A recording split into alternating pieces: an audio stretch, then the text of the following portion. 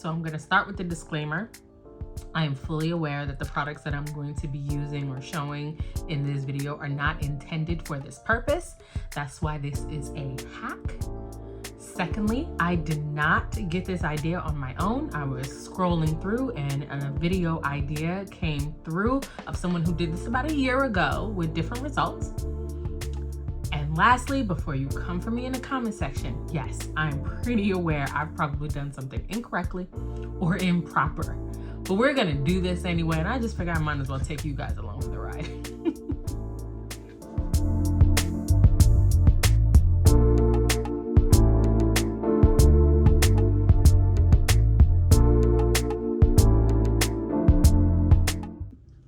So the other day I was on YouTube and I came across a video by the Best Uni about a year ago where she used her DTF printer and tested if embossing powder would work in the place of DTF powder. After some research, she found they are both thermoplastics of some kind, just a little bit different as they do have different melting points, right? But they are very similar into how they perform.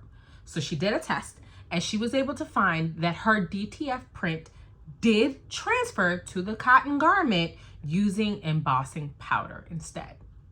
So I want to go ahead and give this a go today as well. Again, I don't have a DTF printer, but I have been using the DTF hack using my sublimation printer quite a bit lately. So I do want to give that a second chance with embossing powders. So I have some ultra thick embossing powder that was in my stash.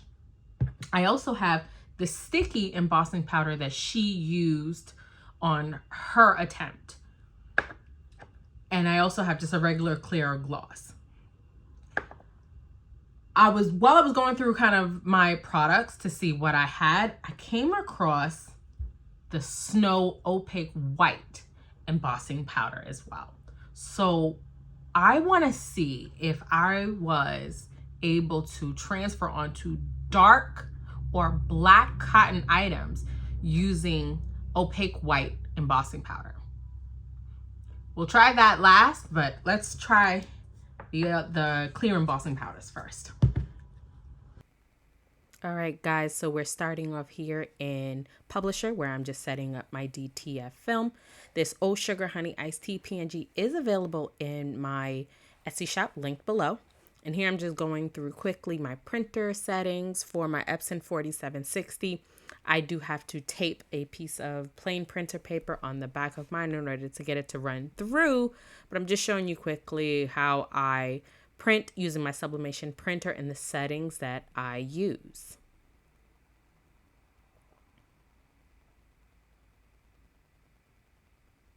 Next, after I printed them out, I'm going to cut these 4 pieces separately. Because they do have different powders that I'm going to put on each, and they are labeled so I don't mix them up.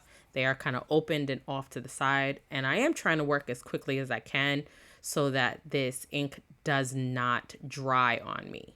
I'm not exactly sure which one I'm starting with, but we're doing sticky, we're doing the ultra thick, we're doing the gloss, and then I also printed out the colorful one that I'm putting the white opaque embossing powder on the back. So I'm just going ahead and I am putting the embossing powder on the back, and then I am setting them into my heat press so that they can cure.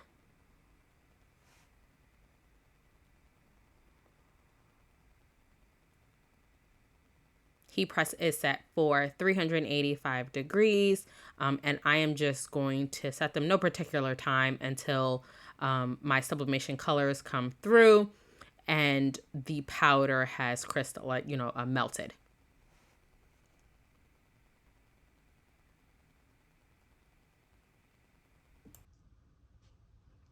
Okay guys, so I wanted to kind of bring you in and show you what these look like after they've cured. So this is the sticky.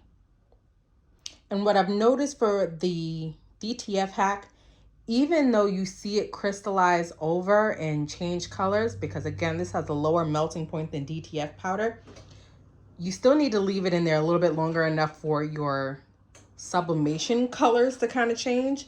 So even though it had crystallized already really quickly, mind you, I left it in there for the full 2 minutes just so I can get the best colors possible. So that's sticky. This is the clear gloss. Oh, there it is.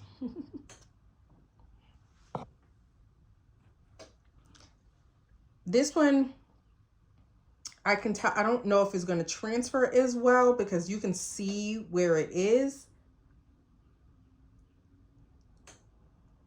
It doesn't cover everything, but we'll see what happens when we put pressure onto it. This is the worst of them all. This is the ultra thick. You can see it's just, it was too thick and it just did not adhere.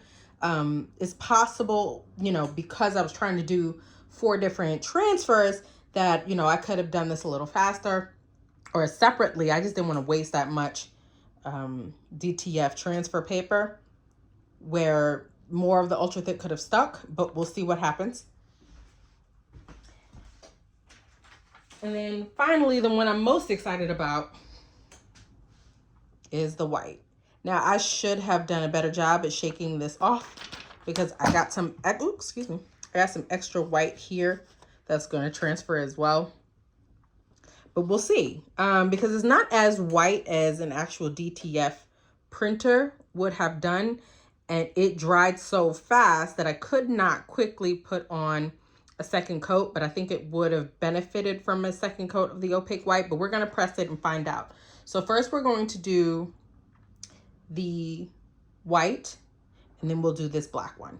So my heat press is heating up. It's at 385. I'm going to do 385 for 30 seconds. I'm going to do all 3 at the same time. I'll probably just kind of switch over to voiceover if I stop talking, just so that you guys can see what I'm doing. Okay, even though I said I was going to do all 3 at the same time, I realized that I only had space on my heat press to do 2 at a time, without, you know, depending on where I put it on the bandana. But so I'm pressing the first 2. I couldn't even really tell you which ones these are. I think it is the clear glossy. No, this is the ultra thick and the sticky that I'm doing this time. And I am covering it with butcher paper. And then again, I am going to now press it for 60 seconds. And this is sped up a little bit just so that we're not here forever. So I took this off and I put it over to the side in order to cool off a little bit before I did the third one. And some of that did bleed through my bandana. But now I'm going to give a quick press to the black one. And again, this is just a cotton bandana from Hobby Lobby. And now I am putting the colorful butterfly, again, with butcher paper on top. And I am also pressing that for the same amount of time. I'll put this one to cool on the side, and then I will bring back the white cotton bandana so that I can do the last third final option or press on that one on the opposite side. Then I'll kind of leave them both to the side to cool off, as these are for cool peels.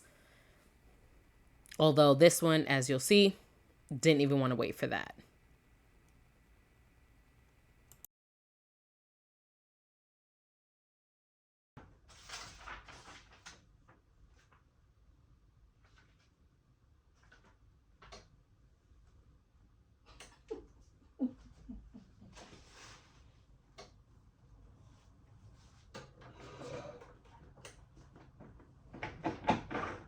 All right, guys, so I'm going to let these all completely cool down and then we'll come back and peel. Okay, so we have peeled or cooled down, and I can tell you right now we've had some fails. So I'll start with the ultra thick. So again, the ultra thick was just too much because it kind of leaked out, kind of smudged the image. did transfer, but it did not do a great job, and this feels too thick, right? You saw the clear gloss came right off. I didn't even have to peel it. It just came off by itself. So that might be just too much heat for the clear gloss, because that did come off and it did smear as well. Let's see if you can see that. And I'll give you guys some close-up looks later. But the sticky seems like it was the most promising. So let's peel that off. Oh, that looks good. So that is the sticky. And again, I'll give you guys close-ups. And we're gonna do a final press on this because I can kind of feel this, but that looks really good. Let's go get the black one.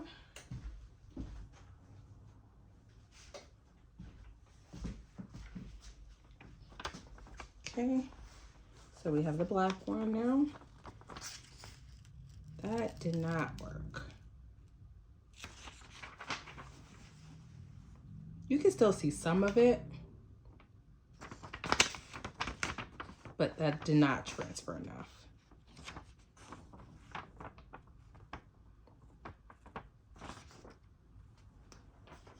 And it just kind of left the residue behind. So part of me is wondering if I kind of let this cool too much before I put on the embossing powder, because this was like the last one I did. So I'd be curious to know if that's what happened there. But it did not want to come off as much. So I'm pretty sure somebody can make this work, because if that can be figured out, I'm telling you, that is going to be a game changer in the hack as it is.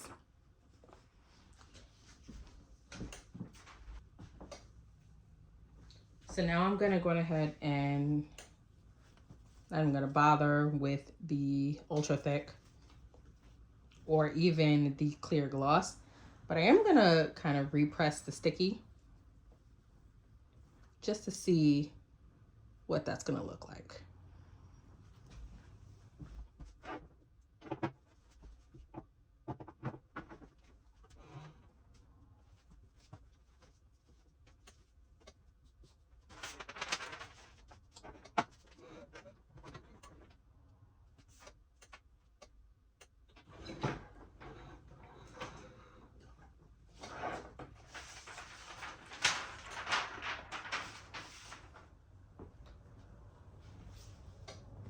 So here's what it looks like.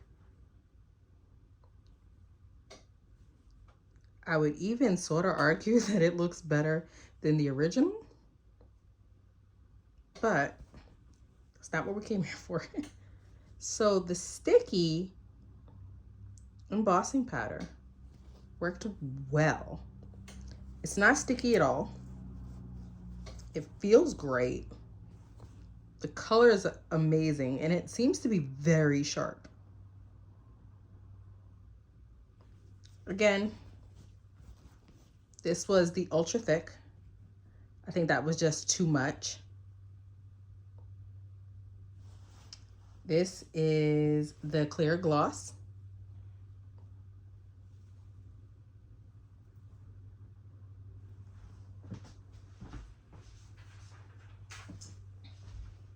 And this was the white. Now this one, I want to see you guys recreate. Again, I don't want to waste another DTF print just now, but I'm so curious to see if you guys can make this work.